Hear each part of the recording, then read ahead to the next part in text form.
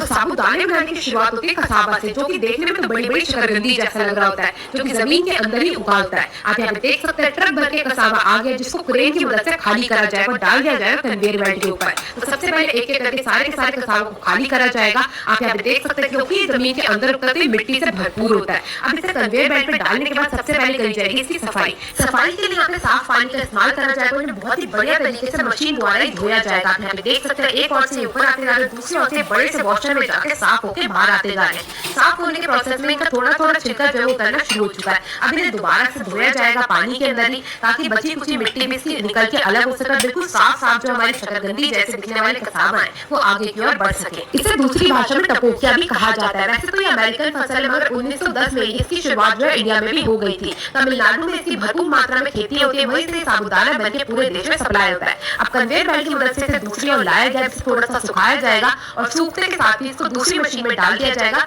जहाँ पे इसके छिलके को कर दिया जाएगा अलग। अब इस बड़ी सी मशीन के द्वारा इसके सारे के सारे छिलके को अलग कर दिया जाएगा, जिसकी हमें कोई भी जरूरत नहीं होती। आप यहाँ पे देख सकते हैं कितनी बड़ी मशीन है, जिसमें ऊपर की ओर से पानी आता जा रहा है और नीचे से जो है घूम घूम के ब्लेड की मदद से साफ होकर बिल्कुल बाहर आते जा रहा है। आप यहाँ पे देखेंगे इसका 90% जो छिलका है वो उतर के अलग हो चुका है। अब अंकल जी का काम होता है इसके बचे कुचे गंदगी और डंठल को अलग कर देना। इसकी छटाई के बाद ये दूसरी कन्वेयर बेल्ट की मदद से ऊपर की ओर जाता है। छिलने के बाद अब इसे पीसने के लिए क्रशिंग मशीन में भेजा जाता है। शुद्ध पानी के साथ दूधिये रंग का ये पेस्ट तैयार होकर बाहर आता जाता है। ये जो पेस्ट तैयार हुआ है इसमें शुद्ध स्टार्च और फाइबर जो है भरपूर मात्रा में पाया जाता है। अब इस सारे के सारे पेस्ट को भेजा जाएगा आगे की ओर, जहाँ से इसका शुद्ध स्टार्च और फाइबर को कर दिया जाएगा अलग अलग। क्योंकि जो साबूदाने के दाने होते हैं वो सिर्फ और सिर्फ स्टार्च से बने होते हैं। आप यहाँ पे देख सकते हैं दो बड़े बड़े फिल्टर लगे हुए हैं, जिसमें साबूदाने का जो माल होता है, मतलब जो स्टार्च होता है उसको अलग कर दिया जाता है, जो फाइबर है उसको फेंक दिया जाता है। अब यहाँ से जो निकल रहा है ये बिल्कुल शुद्ध फिल्टर करा हुआ साबूदाने का पेस्ट है, जिसे धूप में ही सुखाया जाएगा जब तक नमी या फिर मॉइस्चर इसमें सिर्फ 12% न रह जाए।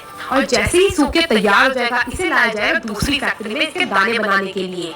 अब इसे भेजा जाएगा दूसरी मशीन के अंदर, वहाँ पे इसकी नमी का इस्तेमाल करके इसके मोटी मोटी दाने या फिर डंठल बनाने की शुरुआत करी जाती है। तो आप यहाँ पे देख सकते हैं एक और से इसमें जो एक पाउडर की फॉर्म में आता जा रहा है। हाँ, इसके मॉइस्चर का इस्तेमाल करा जाएगा और इसको गांठों में तब्दील करा जाएगा। इस मशीन का सबसे बड़ा रोल होता है, क्योंकि इसी से साबूदाने के जो आप छोटे छोटे दाने देखते हैं वो तैयार होता है। आप यहाँ पे देखिए नीचे की ओर से आपको दिखने शुरू हो जाएंगे, इस मशीन ने इनको दानों में कन्वर्ट कर दिया है। मगर ये जो दाने होते हैं अलग अलग साइज के होते हैं, 1 mm से लेकर 7 mm तक आपको अलग अलग साइज के सारे दाने मिल जाएंगे। अब इनकी होगी छटाई, जितनी भी मोटी मोटी गांठें उनको अलग कर दिया जाएगा और जो बिल्कुल बारीक और समान शेप और साइज के साबूदाने के दाने उनको आगे भेजा जाएगा। तो आप यहाँ पे देख सकते हैं इस मशीन का सबसे बड़ा रोल होता है, क्योंकि ये दानों को बिल्कुल बराबर कर देता है और जैसे ही दाने बिल्कुल मोती की तरह बहने शुरू हो जाएंगे उनको भेज दिया जाएगा आगे की ओर, जहाँ इनको करा जाएगा रोस्ट। अब आप सोच रहे हैं इन्हें रोस्ट क्यों करा जाता है? इनकी नमी को बाद में लॉक करने के लिए, ताकि ये जो दाने वो अलग अलग शेप में ना बिल्कुल सामान्य शेप में रहे, इन्हें करा जाता है रोस्ट। 15 मिनट तक भिन्न भिन्न प्रकार की मशीन से इन्हें रोस्ट करा जाता है। जो आप ये मशीन देख रहे हैं ना, ये सबसे मॉडर्न वाली मशीन है,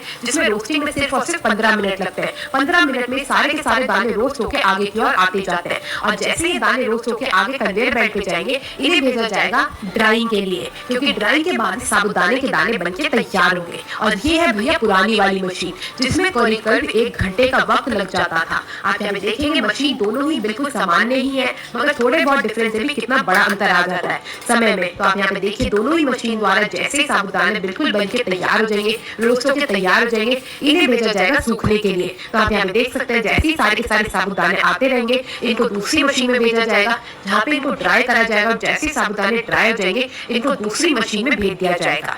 इस मशीन से अब ये जाएंगे पैकिंग और पॉलिशिंग के लिए। तो यहाँ पे एक मशीन से दूसरी मशीन में ये भेजा जाता है दूसरी कन्वेयर बेल्ट की मदद से, जिसमें छोटे छोटे कप लगे हुए हैं जो एक एक समान मात्रा को लेते जाते हैं, दूसरी ओर फेंकते जाते हैं। इससे क्या होता है, सारे के सारे दाने बिल्कुल बराबर से सूख के तैयार हो जाते हैं। और जैसे सारा साबूदाना सूख के तैयार हो जाता है, इस बड़ी सी मशीन द्वारा होती है इसकी पॉलिशिंग। पॉलिशिंग के बाद सारे साबूदाने की जांच करी जाती है, ताकि सारे के सारे दाने बिल्कुल सुंदर हो देखने में और बिल्कुल बढ़िया क्वालिटी के हो। क्वालिटी चेक के बाद ये सारे के सारे साबूदाने जाते हैं दूसरी मशीन में, जहाँ इसकी जांच दोबारा मशीन द्वारा करी जाती है। जांच होने के साथ ही इसकी होती है पैकेजिंग। आप यहाँ पे देख सकते हैं दोनों ओर से इसकी पैकेजिंग चल रही है और यहाँ पे हमारे साबूदाना बनके बिल्कुल तैयार है। आपको कैसी लगी वीडियो जरूर बताइएगा। इसी के साथ मैं आपसे मिलूंगी अगली वीडियो में, तब तक के लिए टेक केयर।